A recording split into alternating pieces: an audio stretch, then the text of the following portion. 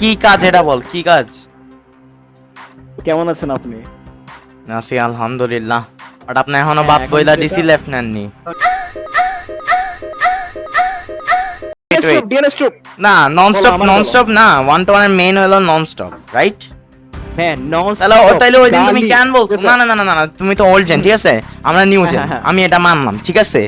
এখন একটা ওল্ড জেনের কথা আমাদের মানতে হইব, যেহেতু ওই বলছে এটা হলো রুলস। তাহলে তুমি ওই দিন মেইন রুলসে এটা কেন বললা যে রাইমিং?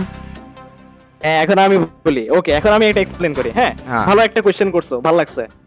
রাইমিং জিনিসটা কই থেকে আসছে এটা তুমি জানো?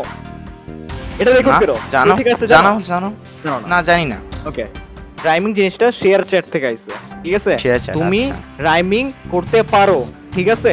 হুম, তুমি না করলেও সমস্যা নাই, ঠিক আছে? এটা নেসেসারি না।